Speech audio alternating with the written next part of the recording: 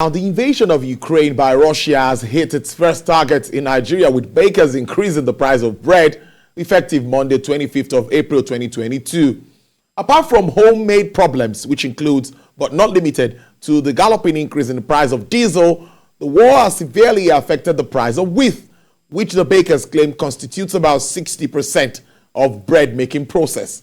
However, the bakers under the aegis of Premium Bread Makers Association of Nigeria, PBAN, maintains that the increase became inevitable due to the import duty charged by governments on wheat imports, which led to soaring costs of their operations. As you can see on the screen, some of the pictures of the price increases, the rate it was months ago and what it is at the moment. But I'm not going to be doing this alone, like I said earlier. He's live in the studio to make us understand this and what this is for all of us that we want to have bread every day.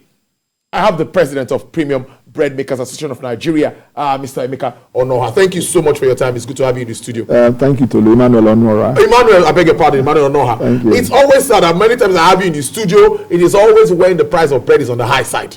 What is happening? It's very ironic, man. It's very ironic, Tolu. Now, let us understand what has led to this again, Mr. Emmanuel. What has happened again? Good afternoon, viewers. Thank you, Tolu, for having me once more. You guys are doing a wonderful job for this country and for each and every one of us, and especially for our industry. You know, like the calculation of the incremental cost is very, very clear. You know, look at those. Just let's highlight them one after the other. Okay. You know, in the last between February 2nd till yesterday, flavor, which we use in making a bread, increased by 1,500 naira. That's it. There you can say it. 8,000 naira. Yeah, softener increased by 400 naira. Sugar increased by 4,500 naira. Sugar alternate increased by 200 naira. Flour, which constitutes about 60% of our ingredient, increased by a whooping 5,500 naira. Milk increased by 8,000 naira. Salt increased by 8,000 naira. Yeast increased by 3,500. And as I was stepping in here today again, yeast has increased by another 600 naira. I just got the alert now. The company just informed me. Improver increased by 2,000 naira. Preservative increased by 7,000 naira. Margarine increased by 6,500 naira. Soybeans increased by a whooping 4,400. Now, look at this template that I just given to you. You don't even have egg here. Egg we used to buy for 800 naira. It's now 2,200 naira. What business can survive this kind of continuous buffeting in the increases in prices? No business can survive that. And in the annals of our industry, before now, you never look at diesel cost as something that is so paramount. But diesel cost today has almost doubled. Yeah. We were buying about 350. Today it's about between 650 to 700, depending on where you are buying from. Some buy from filling station, they sell at 700 naira. Some people are buying from peddlers, the big producers. And we have not even increased the cost of our bread commensurate to the increase in the cost of materials. Because for you to be able to run the business, cost and revenue must match each other. In our own instance, the cost has overshot our revenue. Let me give you a typical instance. Okay. If you buy a 500, a 600, a trailer of flour to use in your company, most of us, by the time you finish baking, your revenue will be enough to pay for only 400. You have a shortfall of 200. What kind of business survives that? Now, we just did a marginal increase after negotiating with our stakeholders, the distributors. You know, we have a three value chain. We have the distributors. There is the mega, there's the tabletop, and all of it. We just finished negotiation with them. We had not even finished negotiation. Our price increase had been taken off. The millers had increased price again by 1,500 naira. And for every 1,000 naira increase in the price of flour, it is 10 naira shave off from our margin. As I speak with you, Tolu, we are running at a serious loss. if you look at this template critically, the jumbo size, which is that big pack size bread, we have a net negative of 144.7. That's about 145 naira on each jumbo loaf, without adding the cost of diesel. If you add the cost of diesel, which is normally, if you to produce a batch means a particular set that goes into the bakery. Yes. You were using 1,250 before. But after the increase, we are now using 2,500 naira. If you divide it by the 60 loaves that you are getting about 41 naira, 67 kobo. If you add it to the 144.77, you are getting about 188. And look at it. As PIB as an association, what did we do? We just increased by 100 naira. And then we increased the slice by 50 naira. It's not, we increased because we needed to do it. And I am saying this here, Tolu. We just did one yesterday. I don't even know what next week is going to tell. I don't know whether we are going to increase, because I am very certain that before 2 weeks' time, we are going to do another price increase again. Ordinarily, we ought to increase bread by 250 naira. That's the jumbo size. Then the small pack size, the sliced bread, we are supposed to increase it by about 150 naira, so that we can be able to break even. Because our business is volume driven. Yeah. The margins on it are very, very paltry. They are very, very paltry. So it is the volume you churn out, your throughput, that gives you your profit at the end of the day. Look at it. We've just done 100 naira, something we are running on 188. So we have a negative 88 naira. Conservatively, because we are not even putting in overhead costs here. But the flour millers, there should be a conversation. You guys should always sit together around the table, understand some of these issues. That's on one side. Then what's the issue with import duty on this width? We've been crying ourselves hoarse on this matter. I've come to this. Yes, I think we talked about it. We talked about it at the time. It was even the subject of our discussion when even my former president was there. The government must do something to ameliorate the impact of this import duty on the millers. I must tell you that Nigeria is the only country in Africa now that is still charging 30% on wheat imports. That is killing. In some other climes in Africa, because of the COVID and the tension in Europe, occasioned by the Russia Ukraine wahala, they've done what did they do?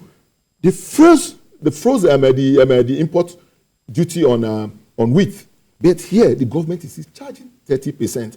I'm calling on the federal government today. Look at that. Remove that 30% now as an interim measure. Have a moratorium, maybe the next 1 year, and look at how this thing will cascade to Nigerians, because it is only the living that you can govern.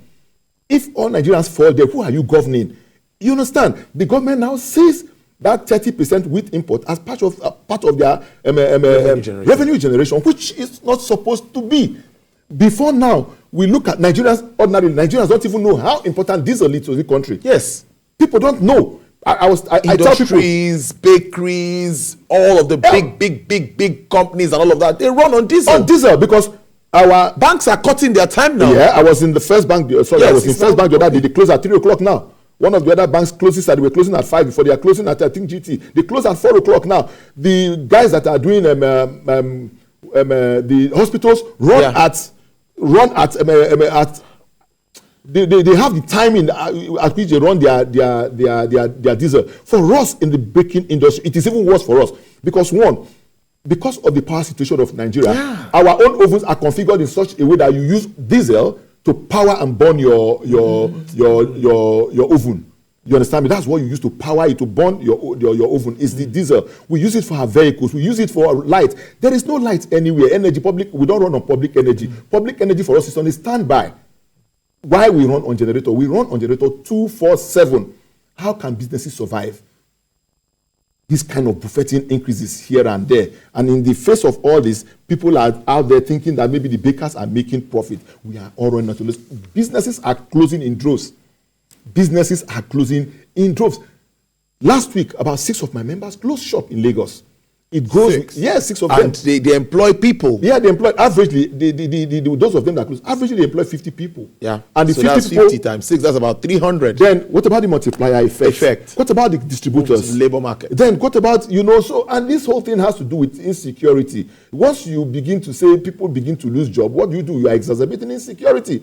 So this is not the end to the increases. This is not the end. No, it's not the end.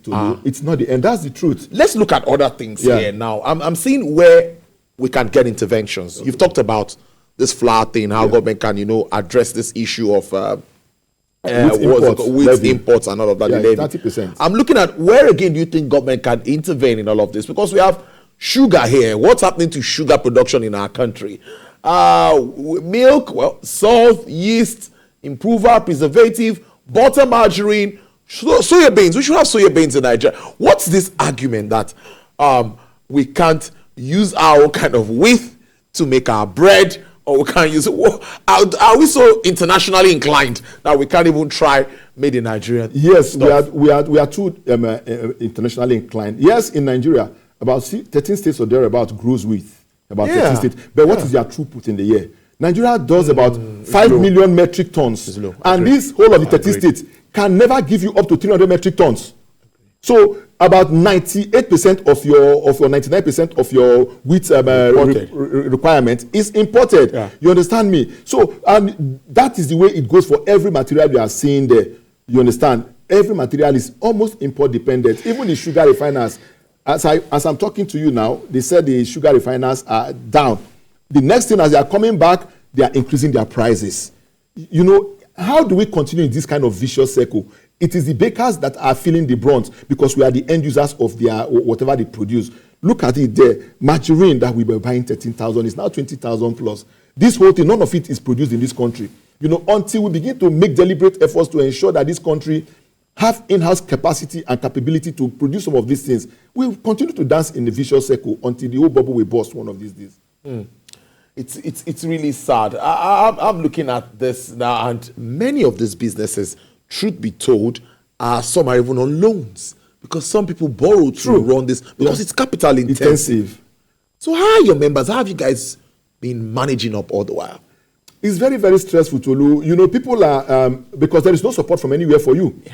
Bank of Industry doesn't support you. Even in the Lagos State, you operate the Lagos State Employment Trust Fund. Nobody supports anybody. You are just there left in the lodge. You are just there on your own. Nobody supports anybody. So you begin to say, okay, my members go to these people, these agencies for loan. Then nobody gives you the loan. And at every year, you hear that they are budgeting so and so amount for these agencies. What are they using the money for? People are running on double-digit interest rates on the loan they collected to set up their factories. Some of the factories have shut down today. They could not pay back their loan. What does that mean? Does it not fall back to the bank? Those are toxic loans and whatever name they call it in the financial parlance. So we have not seen the end of this until the government intervenes. You understand? Because I am supposed to do a 250 naira to 300 naira on the jumbo bread to break even, but I'm doing 100 naira because as Nigerians, we watch what is happening. Expendable income is no longer there. People have not been paid salary for a while. And that was why you saw we deliberately did not increase the small bread because that is the bread. Okay, maybe that's my next question. Yeah, we did not increase the small bread. Those smaller breads, we did not increase them because those are the bread that the poorest of the poor in the society eat. A man that is a bricklayer, a man that is doing a keke or kada, he grabs it, he takes a pure water. Okay. Pure water of 20 naira. Pure water is 20 naira now. He grabs it, he folds the bread and eats it. We are very mindful of the fact that Nigerians are suffering. That was why we did not increase that small bread. But in this one that we've just done a 50% increase on, and this one that we've done a 100 naira increase on, it doesn't even cover our costs. It doesn't cover our costs. We can't even recover our costs. So it is very, very dire for us. Our businesses and industry is almost going extinct. Another thing is when the price gets so high, sometimes they affect supply. Because maybe I'm taking 100 from you and now it's higher. I could say, let me try 50 and see how well. Has that affected the turnout? Then in straight terms, let's understand how much the small size was before, how much it is now, how much the jumbo size is, how much it is now, so that Nigerians can really understand. Because when they hear this hike, some people think that it could be double the price at times. No. Capacity, let me take your first question. Yes. Capacity utilization has dropped by below 50%. Wow. That's the truth. For us, it has dropped. And, if you know the way we are set up, if we are crying, then what happens to the what happens to the local bakeries? You know, the local bakeries are almost gone. You don't see them anywhere again. We are mechanized. We use modern equipment. So our equipment we use give us latitude to be able to churn out volumes. But as I speak with you today, as I'm talking with you now, capacity has dropped to up to 40%, 50%. You understand? And now you are talking about the price in absolute terms, I guess. You said the price in absolute terms. Yes. For instance, a pack that was selling for 400 naira before, in the P band, we have our pricing and doing with band. There's a band. We start from the 50 naira bread and ends at the 900 naira. The 900 naira bread is a very, very big one. It was selling for 800 naira now. It's not 900 naira. Then there's a one that was selling for 700 naira. It's not 800 naira. There's the one that was selling, these are the jumbo size, the very big pack size. That's robot size, you see them. Then there was the one that was selling for 600 naira. It's now selling for 700 naira. Then we introduced a new pack size, 650 naira, that the price adjustment true up. Then from the smallest bands, we have the one that was selling for 400 naira. For 400 naira, the one that was selling for 350 has gone to 400 naira. From 400 naira, it's now 450. From 450, it's now from 450 to 500, 500 to 550. And that in P-Ban, our sliced bread stops at, I think, 550, 600. But there are some of our members, because of the nature of the bread they produce and because of what they do, they go out of the ordinary. They sell at higher prices than the others. That's what I'm saying. I hope people won't compromise, reduce standards to be able to sell at normal prices. No, for us, that should be checked. We do a lot of peer reviews amongst us. For P-Ban, we know ourselves. Like I always say here, we do a lot of peer reviews. We go from time to time, we bust into our members' bakery, we check what they are doing, we check the materials they are using, we go into their stores and check what they are doing. For us as an association, we are very, very mindful of what we churn out to people. Whatever you use must be wholesome. You don't do unwholesome and think you want to cut corners. If you do that, we catch you and we report you to the appropriate agency after sanctioning you from our own in-house grievances and disciplinary procedure. But Sarge, you're saying that we've not gotten to the last of this. No, we've not. Let's wrap up on that note. Yeah, so what should we expect? Moving on. Well, moving on, I think in the next 1 month, bread prices will go up again. It's not our making. Prices we have not even started increase yesterday. Prices of flour has gone up by 1,500 naira. It has shaved off 30 naira off what we have just done. For every 1,000 increase, you shave at 10 naira from the margin.